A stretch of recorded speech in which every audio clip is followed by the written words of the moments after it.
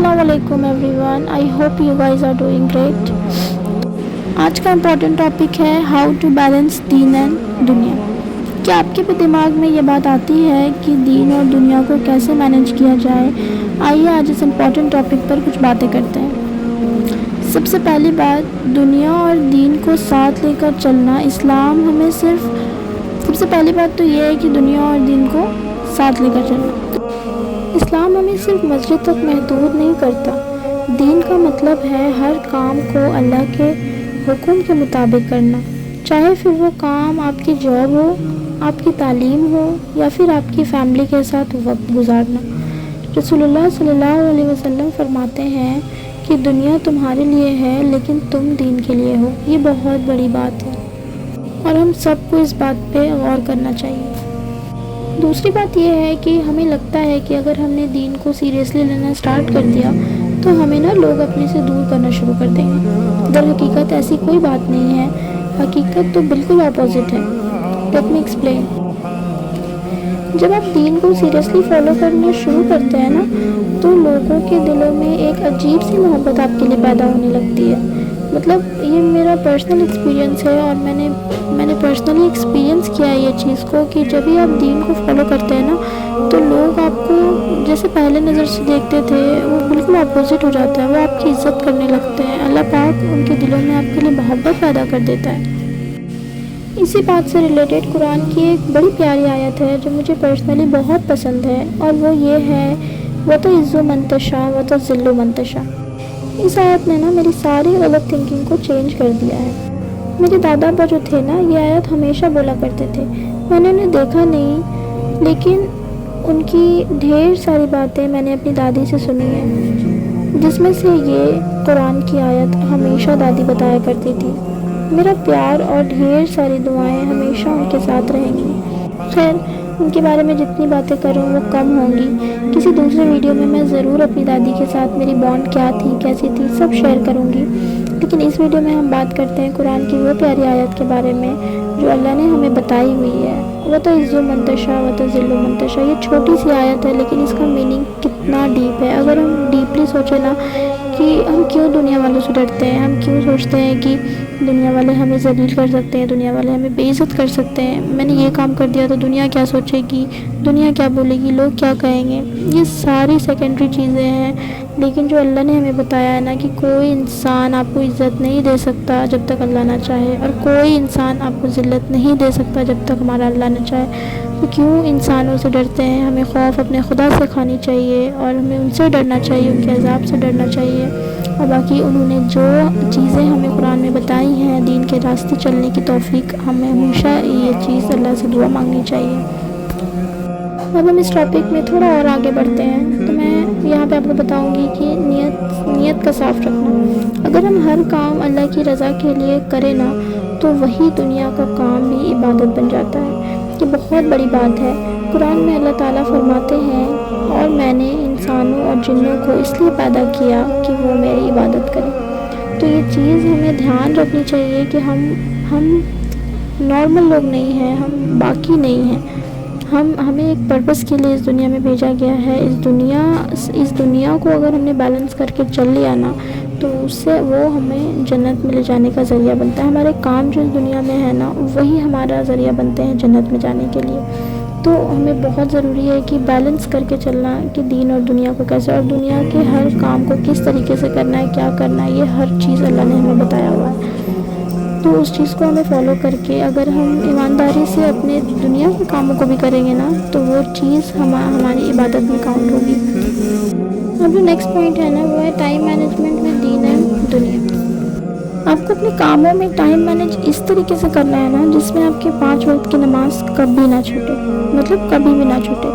अगर किसी काम को करने में आपकी नमाज़ें छूट रही हैं ना, तो वो काम अल्लाह को कभी पसंद नहीं आएगा। वो काम आपके लिए कभी सही हो ही नहीं सकता। अगर उस काम को करने से आपकी नमाज़ें छूट रही हैं, आप प्लीज़ कोशिश करें कि आप अपने काम के साथ साथ अपने 5 वक्त की नमाज़ को पुख्ता करें और मजबूती से उस चीज़ को पकड़े रहें, क्योंकि हम जानते हैं कि 5 वक्त की नमाज़ फ़र्ज़ है और इसकी कोई माफ़ी नहीं है। और कोशिश करें कि 1 रुकू रोज़ कुरान की तिलावत कर लेने के लिए, ताकि اس سے بھی آپ کو بہت سارے بینیفٹس ہیں۔ اب اسی کا نیکسٹ پوائنٹ جو ہے وہ ہے فیملی کے ساتھ تھوڑا وقت بتانا۔ آپ کوشش کیا کریں کہ پورے دن میں تھوڑا وقت اپنے فیملی کو دیں، اپنے فیملی ممبرس کے ساتھ، اپنے سبلنگس کے ساتھ تھوڑا وقت گزاریں۔ اس سے آپ مینٹلی اسٹرانگ رہیں گے، آپ خوش رہیں گے۔ اور کہتے ہیں نا کہ ایک حدیث ہے کہ جب آپ صبح اٹھ کے اپنے ماں باپ کو جا کر ایک مسکراہٹ بھری چہرے سے دیکھ بھی لیتے ہیں نا، تو وہ بھی آپ کے نیکیوں میں کاؤنٹ ہوتا ہے، وہ بھی ایک نیکی ہے۔ تو اللہ نے مطلب دنیا میں کتنی چھوٹی چھوٹی چیزوں کو کرنے میں نیکیاں رکھی ہیں، تو ہم کیوں نہ چلتے پھرتے ان نیکیوں کو کریں اور یہ چیز دوسروں تک فارورڈ کریں۔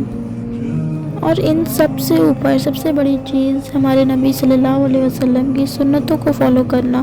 ہم پورے دن میں بہت سارے کام کو کر سکتے ہیں اور ان میں نبی کی سنتیں شامل ہوتی ہیں۔ اگر وہ سنتوں کو ہم لے کر اس دنیا میں چلیں گے نا، تو وہ ہماری نیکیوں میں کاؤنٹ ہوگا اور اس سے ہمارا دین بھی چلے گا اور ہماری دنیا کی زندگی بھی گزرتی رہے گی۔ ہمارے نبی صلی اللہ علیہ وسلم ایک بہت بڑے اگزامپل ہے ہم سب کے لیے، اس یوتھ کے لیے۔